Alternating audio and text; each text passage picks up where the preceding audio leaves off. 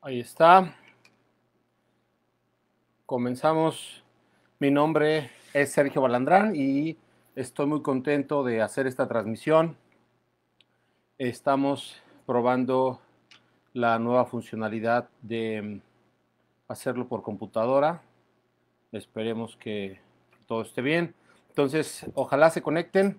Váyanme avisando conforme se vayan conectando las personas que nos siguen y las personas que les gustan estos videos. Avísenme cuando estén por ahí, porque ahora como tengo una nueva modalidad, no estoy tan seguro de cómo es el, ahora el mensaje, como si cambió un poco el formato. Entonces espero ver por ahí comentarios. Ahora ya no veo, espero que sí se esté transmitiendo de hecho, porque no estoy seguro.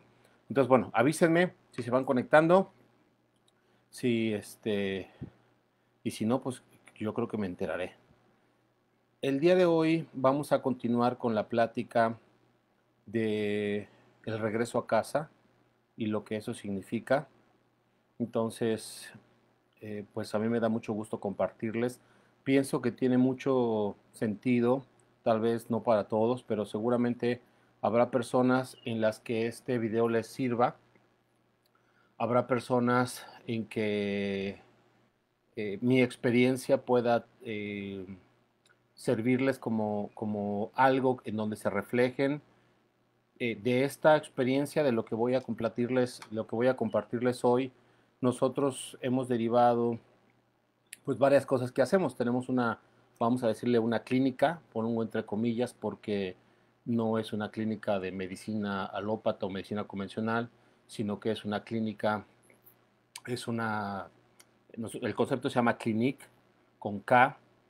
También en alguna transmisión les podremos contar lo que significa la K para nosotros, es muy importante. Nos hemos llenado de un tiempo para acá de muchos símbolos y de muchos significados en muchas de las cosas que hacemos. Entonces la K es muy importante para nosotros, pero después ya les contaremos. Y eso es uno de los servicios que damos. Ojalá si tú conoces de alguien que esté padeciendo alguna situación crítica, ¿no? No es mi idea hacer el comercial, pero aprovechando, por ejemplo, este tema del COVID, hemos ayudado a varias personas que tienen COVID y ni siquiera han tenido que venir, digamos, a internarse, sino simplemente por teléfono. Y la verdad es que es muy fácil de trabajar una situación de ese tipo. No es el sentido de la plática de hoy, pero si tú conoces a alguien que está atravesando una situación de enfermedad o de algún tipo de padecimiento psicológico, por ejemplo, etcétera, entonces avísanos, ponlo en contacto con nosotros y lo podemos apoyar.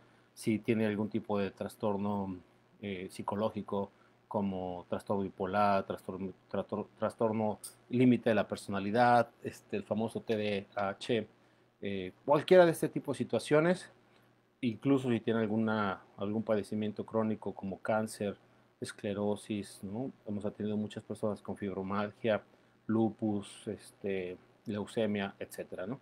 Y entonces mándanoslo para acá. Nosotros estamos acá en Jalpan. Hoy en día nuestras instalaciones están acá. Tenemos espacio para varias personas. Son cabañas como las ves en el fondo, rústicas, el ambiente muy bonito, todo perfecto para poder apoyar a las personas.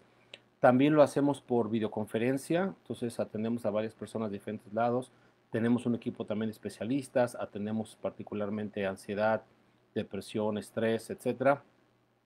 Y lo podemos hacer también por videoconferencia. Y también tenemos obviamente la academia donde certificamos personas desde coaching, o sea, coaches, hasta especialistas de StepLink. Y próximamente estamos ya también presentando una certificación para especialistas de la clínica, ¿no? Para atender estos padecimientos ya más complejos. ¿Ok? Entonces, lo que te estoy contando, o la historia que te estoy contando, sirve, es la base de por qué hoy ofrecemos estos servicios y por qué hoy podemos apoyar a muchas personas y podemos resolver cosas de verdad que parecieran un problema desde un punto de vista, por ejemplo, este tema, otra vez el tema del COVID, pero o temas que pueden parecer como críticos desde el punto de vista de la medicina normal, nosotros lo podemos atender de una manera, y vale aquí la palabra, muy natural. Y de verdad es fácil. Nosotros garantizamos todo el servicio. Cualquier persona que tome un proceso con nosotros y que termine el proceso está garantizado, donde la persona recupera su salud, se vuelve funcional, tiene un comportamiento adaptativo. Si no, regresamos completamente el dinero porque lo que hacemos es totalmente científico, ¿no? Y fue surgiendo, pues, de toda esta historia que te quiero contar. Entonces, mándenme, fíjense que sí me está costando trabajo con esta nueva modalidad, porque no sé ni siquiera si se está transmitiendo. Entonces, mándenme mensaje, ya me mandó, por ejemplo, ahí Sandra, ya pude verlo. Tengo que habilitar una función para ver los comentarios. Entonces, mándenme, porque no sé si se está. De todos modos, la ventaja de esta tecnología es que queda grabado, entonces sé que de todos modos alguien lo puede revisar. Pero mándenme saludos o algo, señas de humo, mensajito o lo que sea para saber si sí está. Afortunadamente, ya con lo que me dijo Sandra, quiere decir que sí se está viendo. Ok, entonces se me ocurrió, fíjate que. Pensando en cómo contarles, porque obviamente la historia puede ser larga y la idea es que no sea tediosa y que sea de una forma fácil, pero que sí quede bien claro qué es lo que yo pienso que puede sucedernos a todos. Entonces, se me ocurrió una metáfora, ¿no? Se me ocurrió una historia y para reducirlo, siempre me gusta como extrapolar las cosas o hacerlas muy sencillas o hacerlas muy grandes. Y entonces ya me están ahí llegando los saludos, entonces sí, porque ahora pierdo la noción de si se está transmitiendo con el nuevo formatito este. Entonces, pero bueno, ahí está Chelly, me avisa que sí. Saludos, Araceli, Michelle me está apoyando también. Sandra, saludos de Oscar también. Jorge, Ale, ahí está ya.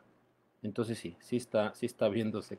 Entonces les cuento entonces esta metáfora de la historia de un balín, ¿sí? Entonces imagínate un balín de estos chiquitos que son plateaditos, ¿no? Creo que son así como de ese colorcito como tipo metal. Imagínate que es un balín que vive en un laberinto y entonces todos los días este balín pues se levanta, ¿no? En la mañana y busca como una salida y recorre el laberinto y va rebotando por todas las paredes y va buscando como una forma de salir de ese laberinto. Por alguna razón, como instintivamente, sabe que requiere salir de ese laberinto, pero va rebotando y no puede, ¿no? Entonces el balín va creciendo, imagínate que pasa el tiempo y va creciendo, se encuentra una balincita, o sea, se encuentra un balín hembra, que también anda por ahí perdida, como la canción de Cepillín en el bosque de la China. Pero aquí es en el laberinto, se encuentran los dos balincitos y entonces se enamoran, buscan los dos caminar en el laberinto, tienen hijos y los hijos a su vez repiten la misma historia de los padres y van avanzando y todos los días se levantan y se mueven por el laberinto y entonces se va repitiendo la historia, ¿no? Los balincitos tienen hijos y así, ¿no? Y estamos envueltos en este laberinto. Así me pasaba a mí y creo que nos pasa, si no es a todos, a la inmensa mayoría de las personas, nos pasa que nos levantamos y vivimos como en un laberinto y tratamos de buscar la salida y tratamos de ser felices y tratamos de salir adelante y tratamos de hacer lo que parece que tenemos que hacer y entonces vamos viviendo así. Pero imagínate que un día, por alguna razón, a este balín se le enciende una luz interior. Se le enciende una luz dentro de sí mismo. Y entonces esta luz empieza a brillar y le empieza a hacer sentir cosas distintas. Principalmente siente calidez dentro de sí mismo. Y entonces empieza a notar que hay un cambio en sus colores, ¿no? Él empieza a dejar de ser gris y se convierte en algo con más colorido y se da cuenta que ya no tiene que moverse tanto para ser feliz. Se da cuenta que se empieza a preguntar si es necesario tener que ir por todos los caminos que estaba recorriendo y tener que estar rebotando por las paredes del laberinto y de repente se calma y se encuentra más en paz, se encuentra más tranquilo consigo mismo, este balín, y cambia toda su realidad, se transforma, incluso las paredes empiezan a convertirse en, primero son paredes de colores y luego empiezan a surgir este, elementos de la naturaleza, empiezan a ver paisajes, empiezan a ver más cosas alrededor de sí, más colores, no nada más en él, sino en todo lo que está a su alrededor. Y entonces su vida se empieza a llenar de colores alrededor, y entonces lo que se encuentra empieza a ser una interconexión de colores, ¿no? Eh, el hecho es que empieza el laberinto que parecía que era un laberinto interminable, empieza a perder tanto peso, los caminos que había en todo este laberinto y esta vida de querer ir por todos estos caminos, por todo este tema del laberinto, empiezan a perder sentido y se empieza a ver una interconexión con otros, digamos, balines que también son luces, y entonces empieza a hacerse como una unión de estas luces, como una interconexión de luces, y estas luces empiezan a formar como un paraíso, ¿no? Empiezan a formar una, un enramado, como una red cósmica, como un universo, como un cosmos, y entonces deja de ser un laberinto y se convierte como en un universo maravilloso, lleno de luz y lleno de color, ¿no? Entonces, esta historia del balín creo que es la historia de lo que nos pasa a todos, eh, a muchos y no a todos, y por supuesto es la historia que me pasó a mí, ¿no? Eh, afortunadamente yo tengo ahorita la idea de contártelo, estoy viviendo la experiencia de contártelo, y espero que te esté haciendo sentido.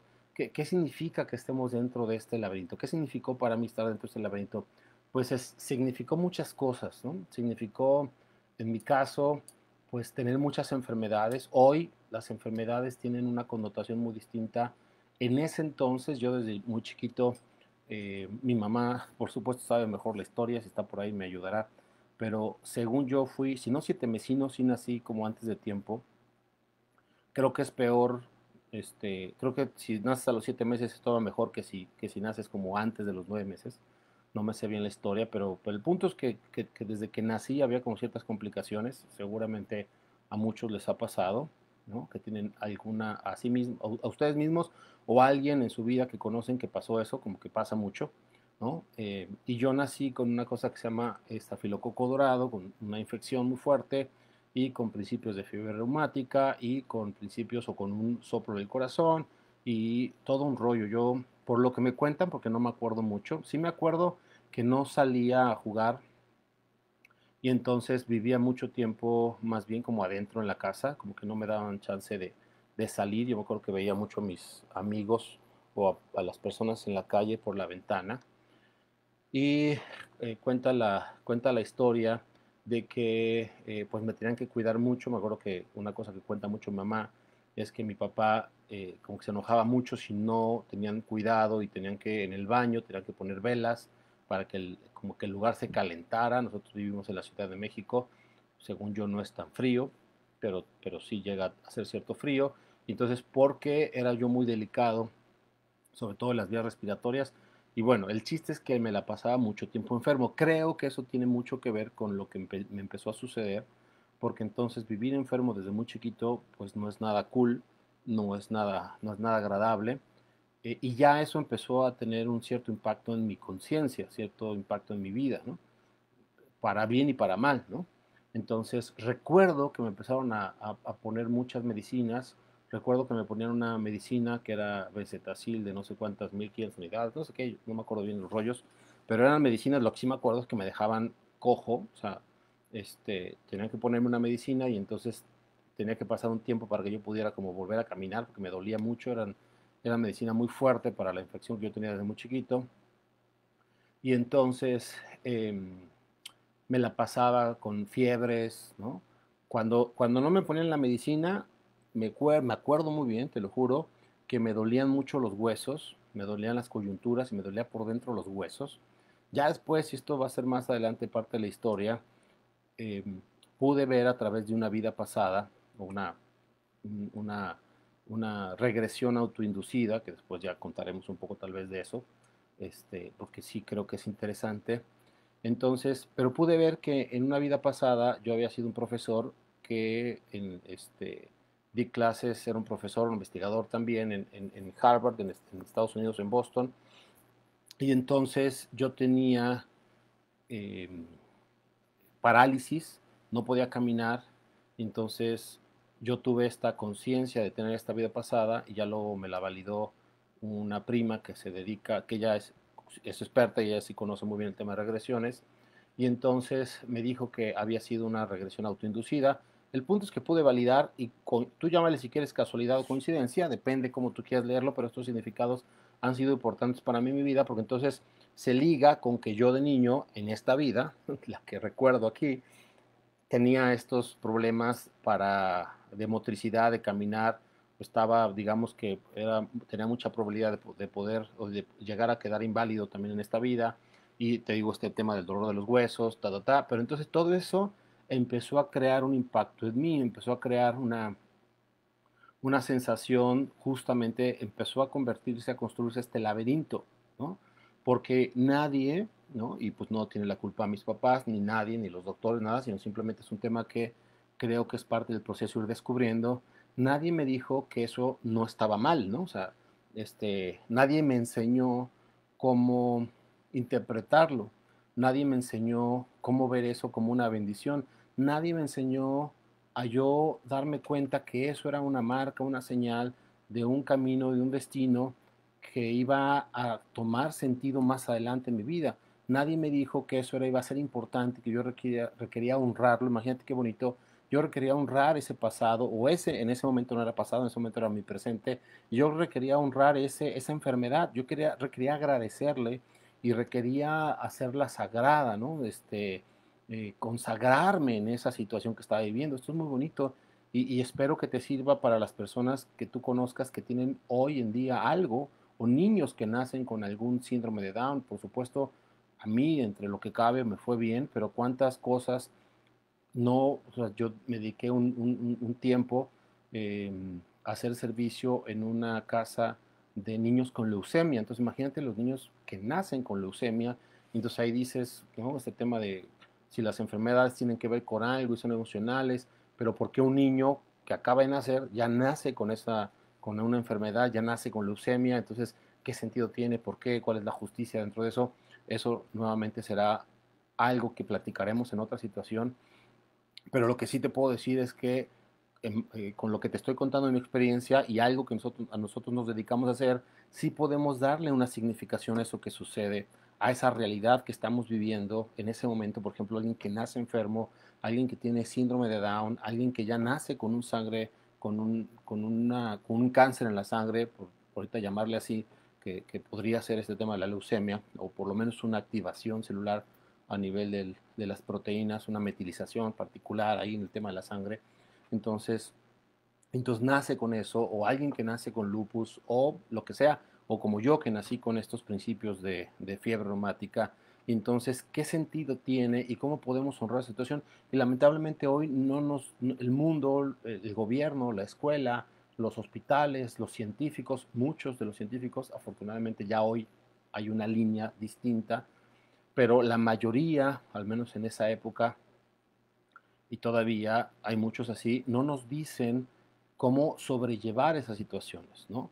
Pero ahorita estoy hablando de esto, pero podemos hablar de cualquier otra situación, llámese dinero, llámese enfermedad, llámese pobreza, llámese, imagínate los niños que nacen sin papás, o sea, que nacen en un orfanato, o que los abandonan, o que sus papás se mueren. O sea, cuántas cosas que hay y que hoy las requerimos asumir como sufrimiento, ¿no?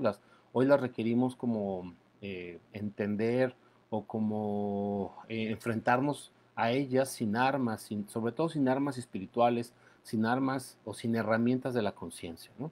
Entonces, mi intención es que este camino, que al menos a mí me sirvió, y que hoy me ayuda mucho y me ha dado ciertas estructuras y ciertas herramientas, yo quiero compartírtelo para que si tú tienes un caso parecido, te pasó un caso parecido, o conoces a alguien que tiene un caso parecido, como equipo, como humanidad, nos ayudemos para entender, para conocer, para entrenarnos, para crecer en que esas cosas son parte de la vida y son bendiciones.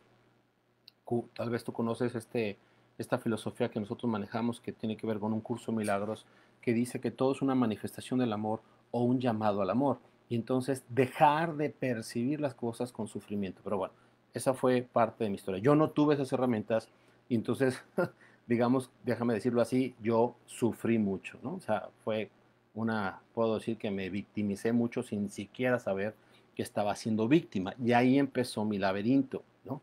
ahí empezó una cierta eh, como barrera, como un cierto encuadre, esa es la palabra, como un cierto encuadre, ¿no? Empezaron a aparecer estos muros, por eso hago la analogía del laberinto, empezaron a aparecer estos muros, uno de esos primeros muros fue el tema de la enfermedad. La enfermedad me implicó pues pasar cosas como fiebres muy profundas, ¿no? Yo me acuerdo clarito cómo sentía la masa en mis manos por la fiebre, veía elefantitos rosas, ¿no? O sea, me la pasaba muchas veces en un estado como catatónico, o sea, como de la fiebre tan alta, ¿no? Las enfermedades, los piquetes de sangre que me tenían que estar sacando, todo este rollo que yo no me lo cuestionaba, pero que sí lo estaba yo viviendo y me empezó a encajonar en, en este laberinto que empiezo yo a contarte. Y de ahí vino muchas concatenaciones, ¿no? Porque entonces empecé a tener también problemas a nivel social, yo recuerdo, que me costaba trabajo socializar, me costaba trabajo llevarme con mis amigos de la escuela, tanto en la primaria como en la secundaria. Ahí hubo historias también muy importantes con respecto a temas de cambios en la escuela. Y los temas más fuertes que hubieron fueron temas, pues obviamente, de mis papás, ¿no?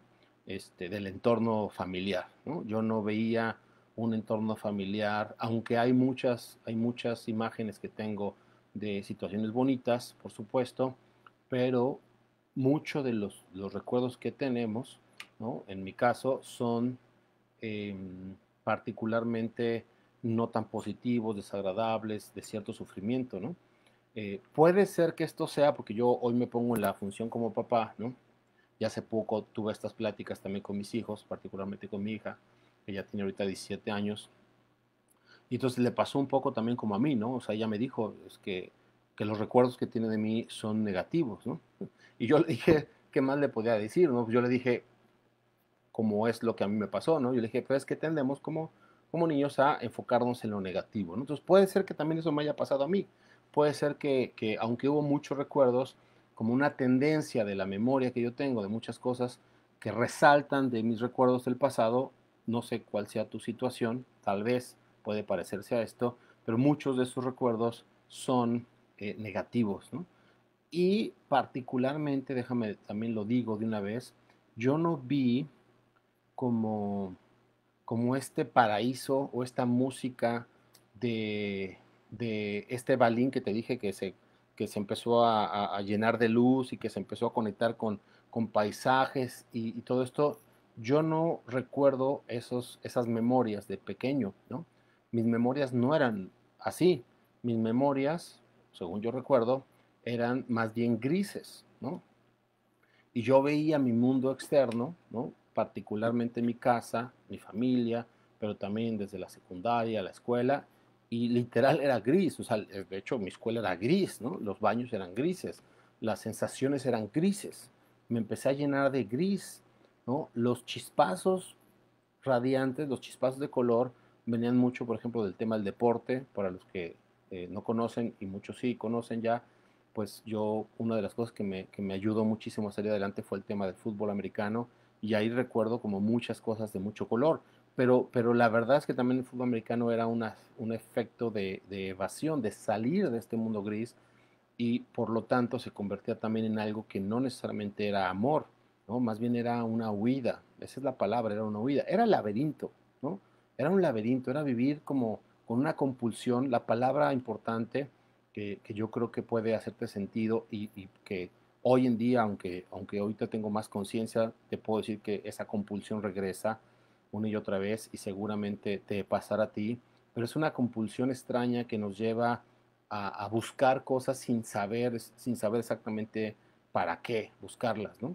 Que puede ser, en mi caso era el tema del deporte, entonces yo iba hacia el deporte más por una compulsión, pero puede ser la comida, puede ser el tema sexual, puede ser el tema social, puede ser, hay muchas cosas que, que nos surgen, nos salen como una compulsión para efectos de sobrevivir, ¿no? Para efectos de salir adelante. En mi caso, estaba muy marcado, yo no podía, esto lo conté ya en la vez pasada, yo no podía, yo no sabía estar, no aprendí, nadie me enseñó cómo era simplemente estar conmigo mismo, ¿no? Yo no sabía hacer eso. Hoy todavía requiero tener mucha conciencia para poder estar tranquilo, para poder estar calmado. Este tipo de charlas, por ejemplo, que es estar hablando aquí enfrente de una computadora y conectándose con personas que en teoría te están viendo, pero que ni siquiera están, hubiera sido muy difícil en ese entonces para mí, porque simplemente este ejercicio de respirar y de estar aquí hablando y sintiendo y conectando, pues era algo que yo no tenía ni idea, no sabía hacerlo, ¿no?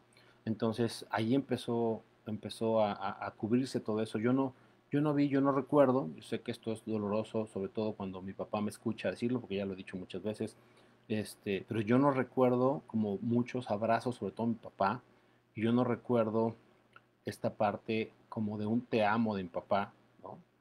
Que es muy necesario, que es algo que, pues, déjate de mi papá, ¿no? Es necesario que eso lo escuchemos de todo, ¿no? Y aprendamos, imagínate lo bonito que es aprender a escuchar, por así decirlo, un te amo de cualquier cosa, o sea, de un árbol, de una planta, de un animal, de una estrella.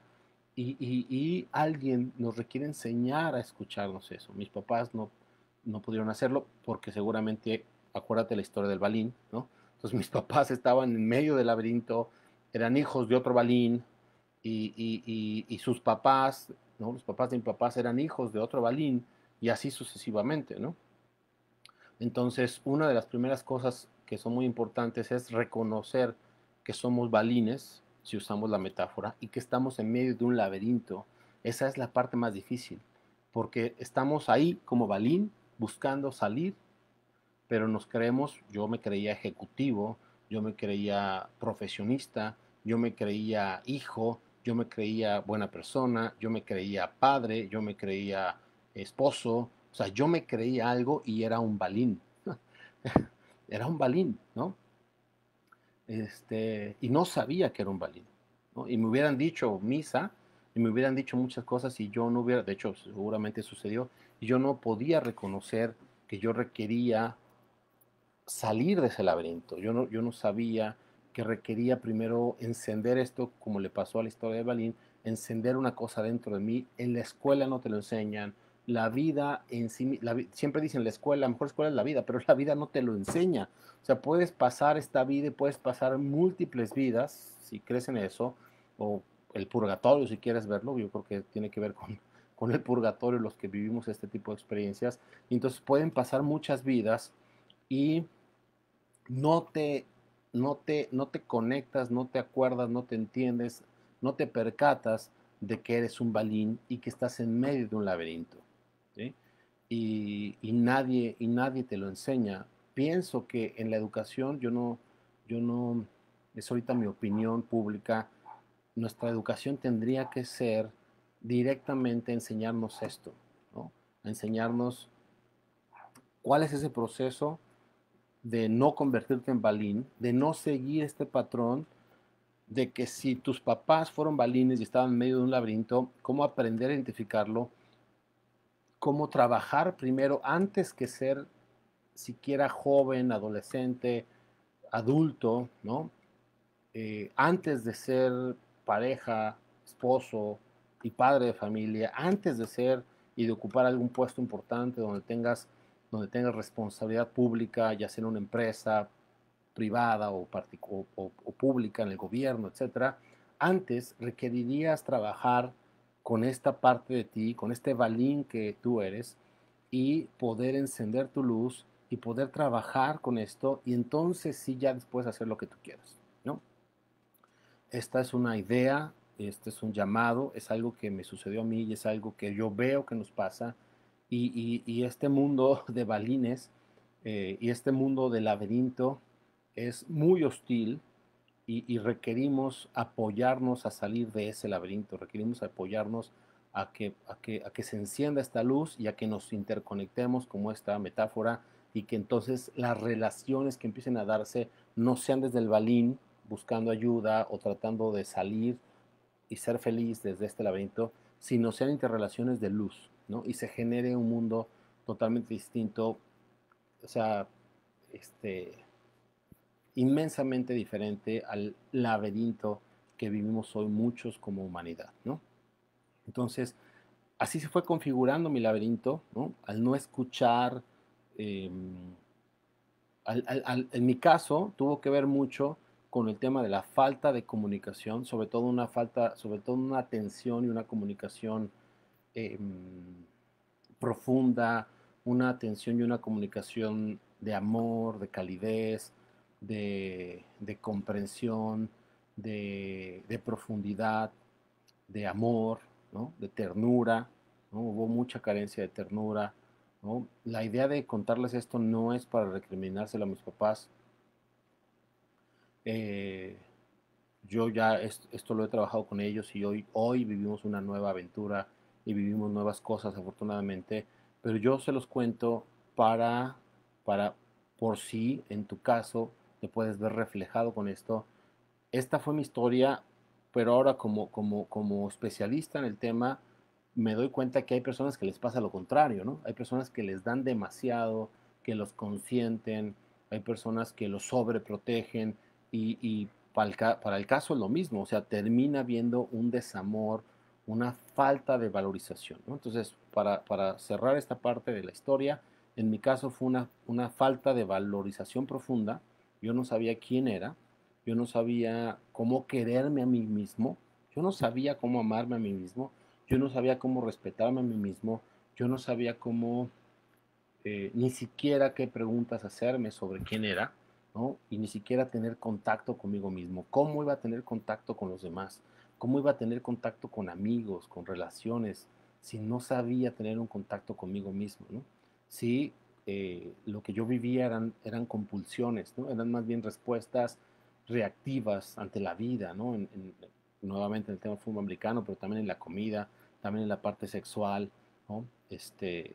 A través de la masturbación, a través de encontrar también el goce y el placer sexual con mi propio cuerpo, pero repito, nada desde la armonía, sino todo desde la parte compulsiva, ¿no? Como como un animalito que está buscando cómo satisfacer sus necesidades sin siquiera comprenderse y sin entender lo que es el amor, ¿no? Entonces, eso me fue encerrando en un laberinto y entonces, de alguna manera, y creo que esto nos pasa a todos, salí adelante, ¿no? Por supuesto, si no, no estaría aquí, ¿no? Entonces, eh, en mi caso, la forma en la que yo salí adelante fue buscando lo que me enseñaron también, obviamente, mis papás, buscando ser, entre comillas, inteligente, ¿no?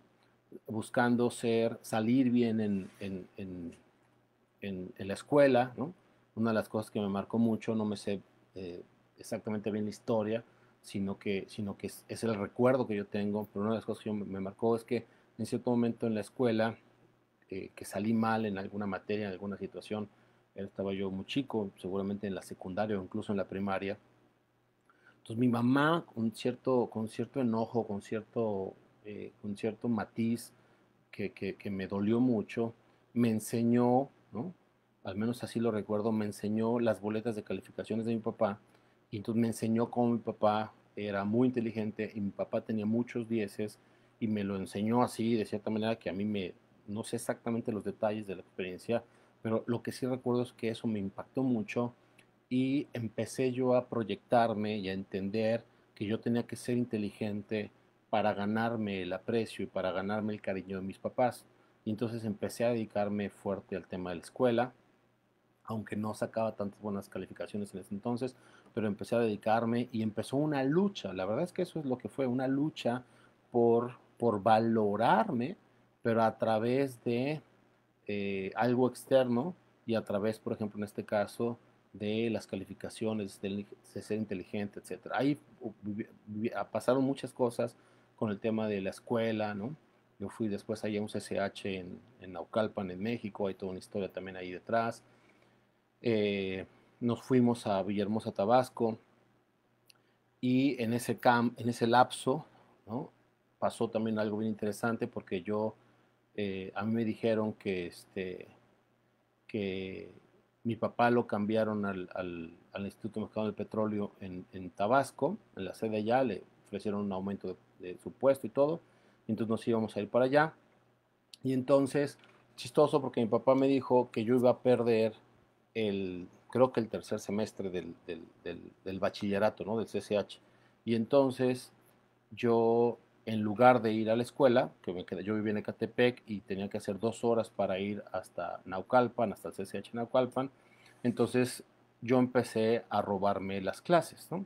Sobre todo en las últimas semanas, en las 2 semanas antes de, las semanas de exámenes y todo esto, de finales para acabar el semestre, yo dejé de ir a clases, me iba nada más al lado a jugar cartas con mis amigos en una casa de al lado, ya les estoy ventaneando, pero ni modo. Y entonces, y de ahí me iba a la Prepa 9 a jugar fútbol americano, ahí es donde conocí, bueno, conocí a Alejandro en Ciclones un poquito antes, pero yo me iba ahí a entrenar y entonces luego me iba a estudiar inglés y computación y ya regresaba a mi casa como si nada por la noche, ¿no? Ya así lo hice durante varias semanas y cuando mi papá me dijo que ya nos íbamos a ir allá a Villahermosa, ya fuimos a Villahermosa, resulta que encontró, él con mucho gusto, para él, encontró que sí había una prepa donde podían validarme las materias para yo no perder el semestre y entonces empezar en el cuarto semestre y no perder el tercero, ¿no? Algo así. Pero pues yo ya había reprobado todas las materias, ¿no? Entonces no había pasado y ni siquiera había presentado los exámenes, ¿no? Y ahí hubo toda una historia, pues yo no quería decirle a mi papá, yo tenía mucho miedo a mi papá, este, a lo mejor alguien se identifica ahí conmigo, ¿no? Mi papá era en ese entonces, sobre todo, era muy frío, yo lo entendía como rudo, como violento, como duro, ¿no? Hoy que ya entiendo mucho de esa historia, pues era más bien como aislado, era muy reservado, pero a mí me daba mucho miedo porque mi mamá nos acusaba y mi papá nos regañaba e incluso nos llegaba a pegar y papá, ¿no? Entonces era muy complicado en esos momentos y yo ni de broma le iba a decir que había perdido el semestre, ¿no? Al final de cuentas tuve que hacerlo, tuve que decírselo y sí, yo ya era más grande, no me acuerdo si 14 años o algo así. Ya no me, obviamente ya no fue un tema de pegarme ni nada, no fue físico, pero sí emocionalmente fue una experiencia muy fuerte. Y sí me castigó, ¿no? Porque me fui desde su castigo, que fue una de las mejores cosas que me pudieron haber pasado, porque entonces me mandó a un Cebetis allá en Villahermosa. A mis hermanos, por ejemplo, se los metieron en una escuela particular. Allá afortunadamente nos iba muy bien, pero a mí por castigo me metieron a un Cebetis, y ni siquiera en Villahermosa, sino en un lugar un poquito más apartado. ¿Quién iba a pensar que en esos 3 años en el bachillerato fueron 3 años muy hermosos, fueron 3 años que ahí empecé a conocerme, porque era como una prueba, ¿no? O sea, al final de cuentas generé a través de este castigo, ¿no? Como una prueba de quién era yo. Yo me propuse sacar el mejor promedio de la escuela, me propuse sacar buenas calificaciones. O sea, como te estaba diciendo, recurrí al tema de la inteligencia para poder ganarme un lugar y un derecho en el corazón de mi papá, en el corazón de mi mamá y en el corazón de lo que yo entendía era mi mundo, ¿no? Porque mi mundo en ese entonces, y creo que es para todos, el mundo es la familia. Y entonces yo gané ese derecho a través de ser inteligente y pues al final desarrollé esa parte, me fue muy bien académicamente, logré sacar el primer promedio, el mejor promedio de la generación de ese Cebetis y fueron días, vamos a decirlo así, gloriosos porque me volví importante, ¿no? Es como cuando te dicen que prefieres ser cola de ratón o cabeza, ¿no? ¿Qué? Cabeza de ratón o cola de león, algo así, es el dicho. Entonces ahí me tocó ser cabeza de ratón, ¿no? Era un lugar sencillo, muy humilde, ¿no? O sea, como para que te des una idea, yo era el único que llevaba en ese entonces, aunque me habían castigado y todo, pues me daban un coche, yo era el hermano mayor y entonces me tocaba andar en coche. Y entonces yo era el único, nada más creo que era el director y otro profesor, pero éramos de los pocos que teníamos en esa escuela el acceso a un auto y yo llegaba y me estacionaba dentro de la escuela y todo como si fuera uno de los, este, te digo, nada más era el director y otro maestro el que tenían ese tipo de privilegios, por así decirlo, ¿no? Entonces ahí fue muy interesante porque me convertí como en un líder, era el líder de la sociedad de alumnos, era el líder de la generación, conocimos toda la organización para los eventos de salida, nos peleábamos, logramos juntar firmas y todo para sacar a un profesor que no era como buen profesor, o sea, que hacía un montón de cosas chuscas o chuecas, ¿no? Entonces, sí, sí, cuál es la anécdota de esto? Es que me empecé a validar con algo que yo no conocía de mí y esa parte fue muy impactante, aunque seguía yo en el laberinto, ¿no? O sea, es esta búsqueda de darte, de rebotando con las paredes para ver quién eres y seguía haciéndolo por compulsión, ¿no? Seguía haciéndolo como una lucha y como una sobrevivencia, como una forma de ganar un lugar. Y creo que eso nos pasa a muchos, lamentablemente. Y esto es lo que yo considero una desviación a lo natural del ser, ¿sí? Esto no debería ser lo común, ¿sí? No, definitivamente no es desde mi apreciación hoy un poquito más como investigador en la parte conductual, como experto en la parte conductual, puedo decir desde esta idea que eso no tendría que suceder, no es lo normal, no es lo que nos permite crecer como seres humanos y por supuesto no tenía nada que ver con la felicidad, ¿no? Fue así, tal cual, una desviación de lo que tendría que ser una vida naturalmente dirigida hacia la felicidad y hacia el crecimiento y hacia la expansión del ser. ¿Okay? Creo que este es mi ejemplo, creo que este tipo de situaciones nos pasa a muchos, ¿no? Podría decir que le pasa a la inmensa mayoría, ¿no? Porque después de esta experiencia que te dije, vinieron ya los casos más difíciles, ¿no? O sea, aunque esas partes de la prepa y todo eran partes fuertes, pero vinieron los momentos más duros, más difíciles, ¿no? Yo tuve la gran bendición de moverme de Villahermosa a Puebla para irme a estudiar a la universidad, estudié en la Universidad de las Américas y sobre todo por el tema del fútbol americano, repito, el fútbol americano ha sido un gran eslabón eh, eh, y una gran catapulta de crecimiento para mí en muchos aspectos. No sé cómo, la verdad, porque mi desvalorización personal me llevaba a tener muchas ideas sobre mí mismo como una persona débil. Hay una palabra que odio, ya no la odio tanto, pero que me pega muchísimo, que es pusilánime, ¿no? Entonces, y era una parte de la experiencia que yo sentía de mí mismo, ¿no? Como una persona muy débil, una persona muy seria, me volví una persona muy retraída, ¿no? Por toda experiencia que yo fui teniendo. Pero algo que creo que es esa luz que todos tenemos también, algo, una chispa dentro de mí, me movió a irme a Puebla solo, ¿no? A los 16 años, a buscar a una aventura, a buscar una experiencia de conseguir una beca y de salir adelante y hacer una carrera de cierta manera en el deporte, ¿no? En la parte del fútbol americano. Y eso fue tremendo porque fue como abrir un mundo, pero fue muy duro. Primero porque el cambio me generó nuevamente más enfermedades, ¿no? Ahí es donde empecé ya con problemas de psoriasis, empecé con problemas de verrugas, todo esto se me llenó de verrugas el cuello. Seguía yo, todavía hasta esa fecha, seguía yo, esto te lo puedo de verdad decir muy claro, que para mí era muy común cada año, o sea, el año se medía en cuántas infecciones había tenido durante el año, ¿no? O sea, y normalmente eran 8, ¿no? O sea, era casi una por mes, ¿no? Era muy seguido que me enfermaba de alguna infección, ya sea de la garganta, del estómago, de algún caso, y otra vez el tema de las fiebres, todo eso fue hasta los veintitantos años, yo recuerdo todavía.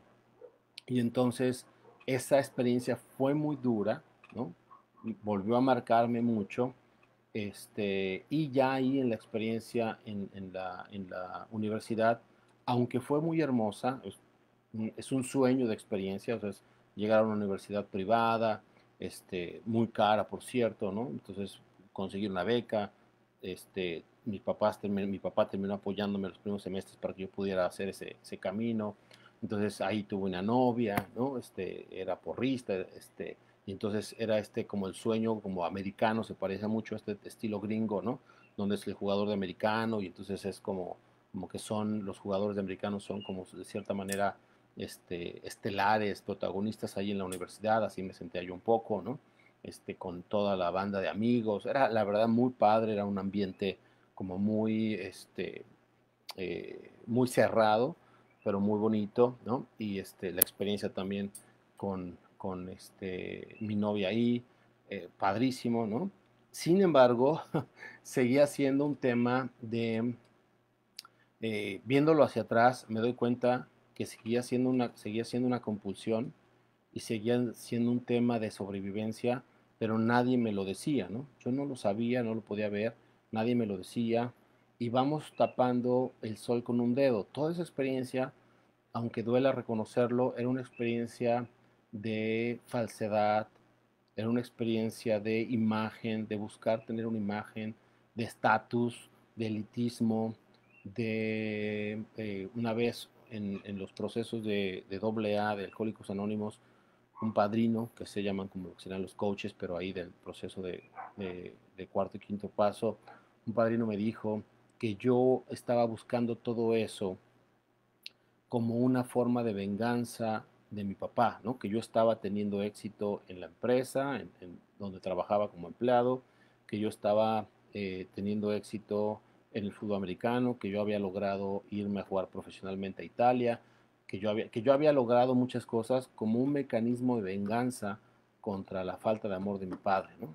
Entonces, yo en ese entonces pensé de este padrino, y lo odié durante mucho tiempo, pensé que estaba loco y pensé que lo que me decía no tenía sentido y pensé que era su teoría y que lo respetaba, pero yo no creía en eso, ¿no? Eh, y aunque hoy no puedo decir que sea exactamente ese matiz, sí puedo decir que nos pasa a muchos y que lo veo en mí y que lo veo en muchas de las personas que yo atiendo diariamente, que sí es un tema de evasión de la verdad, de la realidad, y sí es un tema donde buscamos muchas cosas. Todo eso yo lo busqué para buscar ser feliz, para tratar de salir adelante, para tratar de ser alguien en la vida, pero no era amor, no era algo verdadero, ¿no? No era un verdadero yo, no era un auténtico yo, no salía, no tenía corazón ese camino, ¿no? Fue muy bonito, no me estoy arrepintiendo de eso. Si no hubiera pasado yo por eso, no podría estar haciendo este live y platicando con ustedes. Requerí vivir todo eso para entenderlo, pero hoy sí puedo reconocer que esa persona no era yo, no me conocía y que era un ser herido, ¿no? Herido, casi de muerte, ¿no? Yo recuerdo que en la secundaria, aunque como joven o adolescente yo no tenía el valor para poderlo haberlo dicho, hoy sí lo veo, yo quería morirme, sonaba el despertador de mi reloj para ir a la escuela y yo le tenía tanto miedo a la sociedad, le tenía tanto miedo a los amigos y a los grupos sociales que se dan ahí. Yo me sentía tan inadecuado y tan inadaptado que me daba miedo pararme, me daba miedo ir, tenía vergüenza de simplemente relacionarme, ¿no? Y yo prefería, la vida en mi casa tampoco era la más bonita, al menos no era mala, ¿no? Pero no había este esplendor del amor que puede haber. Mis papás no sabían cómo tener ese tipo de atención por el mismo tema del balín, del balín, del balín, ¿no? Los hijos del balín.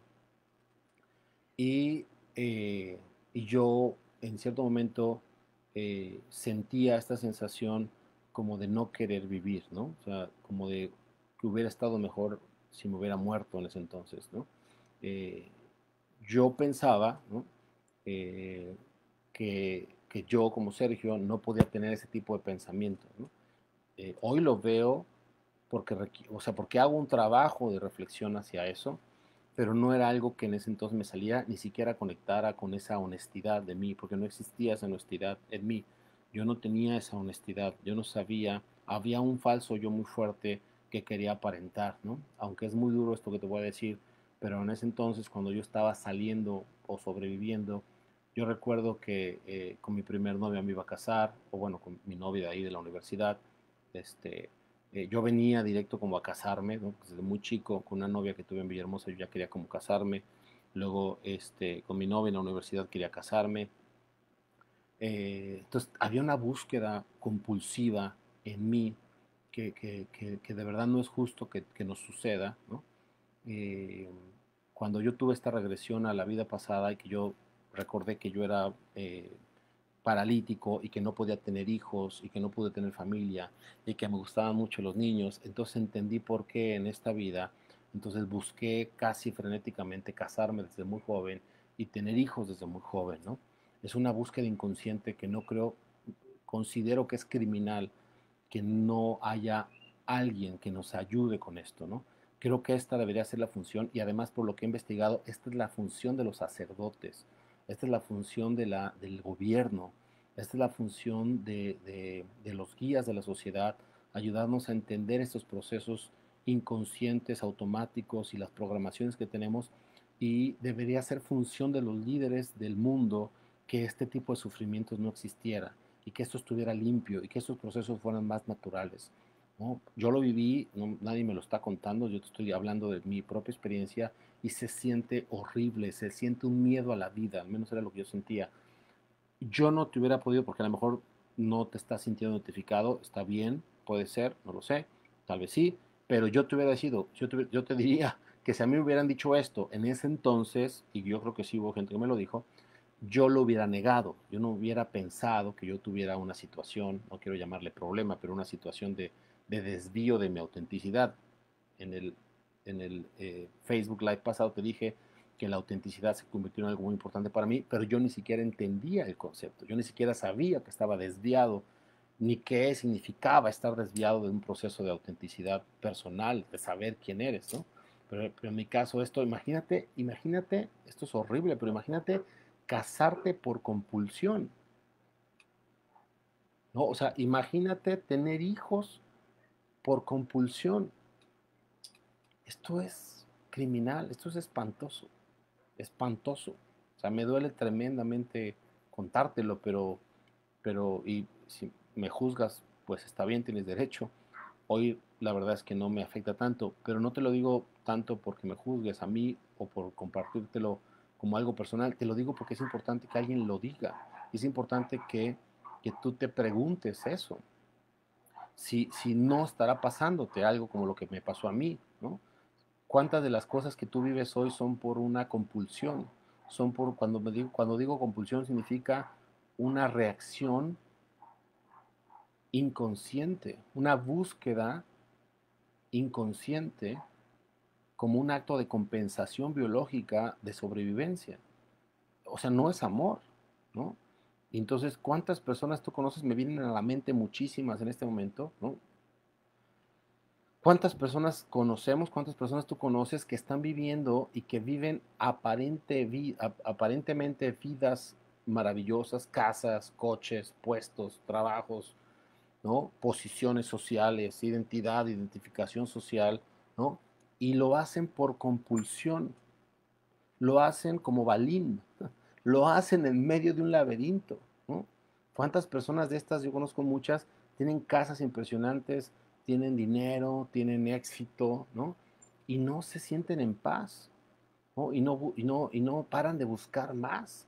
Y les ves las caras y las caras son caras compulsivas, son caras obsesivas, son caras frenéticas, no pueden ni respirar. Yo no podía respirar, yo no sabía respirar, yo no sabía estar en paz, yo no sabía estar conmigo mismo.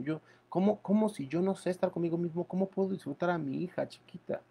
¿No? ¿Cómo puedo disfrutar a mi hijo? ¿Cómo puedo contemplarlos? Y no quiere decir que no haya sus momentos, por supuesto que fui feliz con ellos y por supuesto que los pude y traté de hacer lo más feliz posible y todo, pero hablo en términos generales, no estaba yo capacitado para eso, ¿no?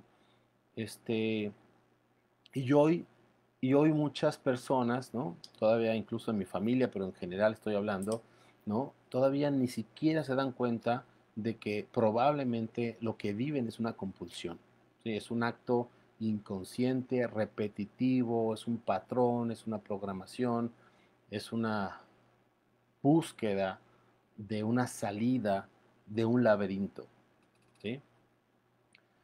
Eh, eso me pasó a mí, ¿no? Voy a ir cerrando, ¿no? Eh, en la próxima transmisión voy a contarte qué empezó a suceder para que yo pudiera salir de eso, ¿no?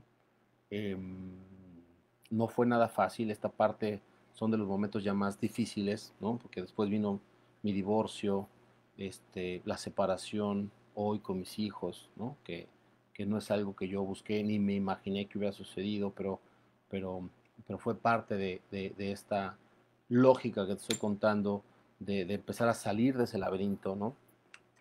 Entonces quiero contarte cuáles fueron las claves, quiero contarte qué sucedió, cómo empecé a conectarme con un mundo totalmente distinto del que conocía, cómo empezó a tomar mi mundo una serie de colores, cómo empecé a encontrar respuestas, cómo empecé a construir las preguntas que después me llevaron las respuestas, cómo empecé a vivir como si me conectara a algo que me empezó a llenar de bendiciones y de historias y de ideas y de sueños, ¿no? Eh, pero lo más importante es que pienso yo y estoy de verdad trabajando, investigando, es lo que hacemos todos los días prácticamente Michelle y yo y un grupo de personas más, para que encontrar estas claves que considero que son una educación básica que todos debemos tener. Y esta es la intención de estos Facebook Live, para que podamos, para que podamos regresar a ese camino de la naturalidad, para que empezamos a conectar con esa parte auténtica, porque al reconectar con esa parte auténtica, o sea, ya no tenemos que estudiar, ya no tenemos que trabajar, ya no tenemos que hacer prácticamente nada, sino que de forma orgánica todo surge dentro de nosotros. Y es como si hubiera eh, una contemplación, como si hubiera como si fuera un sueño, como si fuera como la historia de el mago Dios, ¿no? Donde hay un camino, y entonces sigue el camino amarillo, y entonces es como si siguieras un camino y ya no hay una compulsión, y ya no hay una necesidad de satisfacer algo, y empieza a surgir de una forma más natural el embellecer la vida, tu vida y la vida de los demás. Y entonces el tema de abundancia, el tema de prosperidad, el tema de sabiduría, el tema de salud, empieza a ser parte de tu vida, ¿no? Un dato importante que muchas veces comento es, las medicinas dejaron de ser parte de mi vida hace mucho, como hace 15 años, ¿no? Aunque ha habido cosas duras que hemos pasado, tanto Michelle como yo, sobre todo recientemente, pero también con mis hijos, con otras personas y con muchos pacientes, y saber que tú tienes ese poder de sanar sin necesidad de algo externo, de una medicina, ¿no? Y así como eso, poder entender que hay muchas otras cosas que son parte natural de la vida, que hoy la sociedad, la tele y la escuela no nos lo dicen, pero que si estás escuchando esto y que si te está haciendo eco, por ahí va a empezar a sonar esa voz, si no es que por supuesto ya está sonando esa voz muy fuerte, donde te dice que esto es una verdad muy profunda y muy interna, y que muchas de las cosas que nos enseñaron y que están hoy en el mundo no necesariamente son las que rigen la verdad, y no necesariamente son lo que es la realidad, y hay algo más profundo y más abundante, y hay un amor que empezamos a conocer, porque todo esto tiene que ver con el amor profundo que nace en nosotros, y entonces hay una identidad totalmente distinta, ¿no? Con la realidad. Entonces, este es un relato, pues obviamente muy personal, ¿no? Me gustaría contarte como varios detalles, pero también estoy buscando hacerlo fluido para que tampoco sea tan pesado. Déjame contarte entonces en la próxima sesión, en la próxima plática, cuáles fueron entonces ya esos elementos, y cuáles son como los descubrimientos y ya como elementos de conocimiento que te quiero transmitir, que lo hemos transmitido en otros Facebook Live, pero que quiero integrarlos dentro de esto, y que son parte de lo que vas a encontrar también en el libro del Ser Yo, que es el libro del que se está basando todo este relato de esta plática. ¿Ok? Recuerda que estamos haciendo estas transmisiones muy seguido. El próximo martes otra vez te encontrarás a Michelle. Estamos dejando que sean a las 7. Parece que ya arreglamos todo para que el próximo miércoles ya podamos hacer, porque había otros compromisos por ahí, pero parece que ya te mandamos ahí el flyer, el anuncio de la publicidad, para contarte ya un poquito sobre la historia, pero ya más bien de Michelle y mía, ¿no? De como pareja.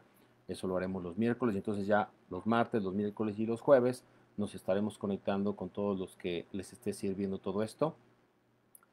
Si esto te gusta y te sirve, dinos, ¿no? Ponle like, avísanos, compártenos qué es lo que te está gustando, qué es lo que te gustaría que platicáramos, qué de lo que te conté te gustaría profundizar, qué preguntas tienes, ¿no?